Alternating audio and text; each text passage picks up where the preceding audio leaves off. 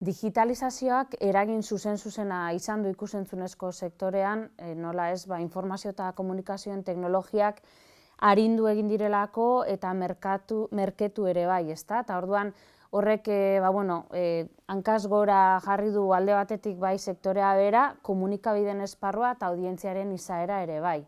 Sektoreari dagokionez enpresa pila bat sortu dira eta aldi berean konpetentzia areagotu da ere enpresen artean. Komunikabideek haien jarduna arinago egiten dute eta merkeago eta kazetariaren profila ere aldatu da, ezta? Multimediaren aro honetan bizi garen ez geroztik. Iristen dira, agian iraganean iristen ez ziren tokietara, arinago eta merkeago esan dugun moduan, ezta? Eta audientziaren rola ere aldatu dela esan ohi da, badauzkagulako eskura teknologia horiek eta kontsumitzaile huts izatetik pasatu garelako izatera ere eduki ekoizle, parte hartzaile eta hor badaude hainbat eta hainbat terminologia audientziaren rol berri hori definitzeko. Ikus-entzunezko sektorea oso sektore aldakorra da. Teknologia aldatzen doan abiadura aldatzen doan aldi berean ere adi egon behar delako nola egokitzen den kontsumo ohitura berrietara, ezta? Ze hain justo kontsumo ohiturek baldintzatzen dute zuzenean ikus-entzunezkoen jarduna eta aldakortasun horretan sektorearentzat bada erronka bat, ezta? Egotea oso adi audientziak non dauden eta ze kontsumo ohitura dituzten hari erantzuteko. Aldi berean badaude plataforma handien etorrera horrek nola eragin duen hain atomizatuta edo hain enpresa txiki eta askorekin osatuta dagoen sektore horrek nola erantzuten dion plataforma handiek egin ahal duten eskaintza garesti eta makroprodukzio horiei, ezta? Eta orduan ezinbestean tokatzen zaigu formulatzea beste ekoizpen eredu batzuk, beste era batera erantzun behar horri, ez? Agian plataforma handietara begira ez dagoen audientziari, ze konpetentzia egitea ezinezkoa da, ezta? Beste erronka bat ere bada ikus-entzunezkoa nola ari den hibridatzen informatikaren alorretik gehiago etorri den fenomeno edo gamifikazioa hitz egiten ari gara, adimen artifizialaz, errealitate birtualaz eta abar, ezta? Eta hor badaude bi jakintza esparru ari direnak hibridatzen, produkto hibrido edo eskaintza hibrido horiek sortzeko, eta ikus-entzunezkoetan aritu izan den enpresa horrek badauka zelabait eguneratu beharra edota elkarlanean formulatu beharra, egiten duen jardun hori. Euskal Herriak baditu erronka propioak, testuinguru honen aurrean, bata da, aipatu dugu, badela sektorea oso enpresa txiki ez osatutakoa, bereziki Euskal Herrian egoera horrelakoa da, oso atomizatuta dagoela sektorea, eta horrek ezinbestean eragiten du koprodukzio formuletan pentsatu behar izatea.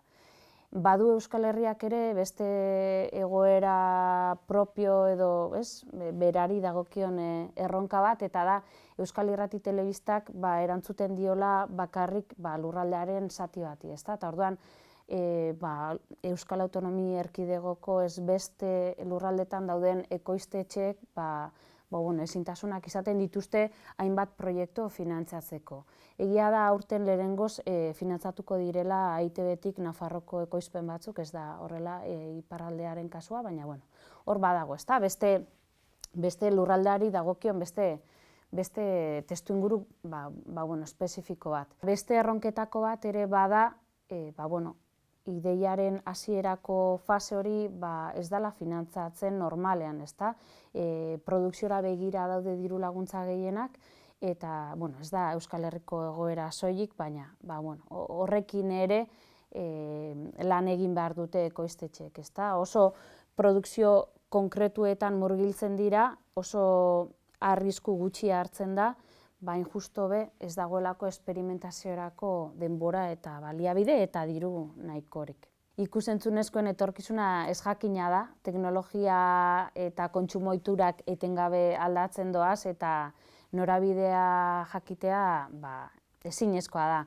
Badakigu errealitate virtualak, metaversoak, adimen artifizialak eta abar, beste testuinguru baten aurrean kokatu duela sektorea, eta dudagabe ikusentzunezkoak izango dira esperientzia bat bizitzeko sortuko diren produktuak, murgiltzeaz ere hitz egiten da, eta dudagabe testuinguru horrek asko baldintzatuko du etorkizuna. Geroz eta espezializazio gehiago existituko dira, eta horregatik garrantzitsua da espezializatzea alor baten, beste baten, eta irudikatzea etorkizuna izango dela espezialista desberdinen arteko elkarlanean oinarrituko den lan bat, ezta? Horregatik gure graduan espezializazio guztiak aintzat hartzen dira, eta ikasleak ezagutzen ditu ikusentzunezkoetan aritu nahi baldin badu, zeintzuk diren espezializazio guztiak, ezta?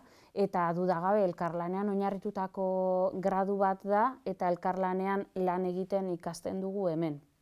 Argi daukagu gradu honetan egiten dugun lana oso garrantzitsua dela, euskaratik komunikatzaile izango diren ikasleak hezten ari garelako, ze ezinezkoa izango da plataforma handiek ekoizten dituzten produkzio maila horiek ekoiztea Euskal Herritik, edota daukaten teknologia erabilita ekoiztuko dituzten produktuak ekoiztea.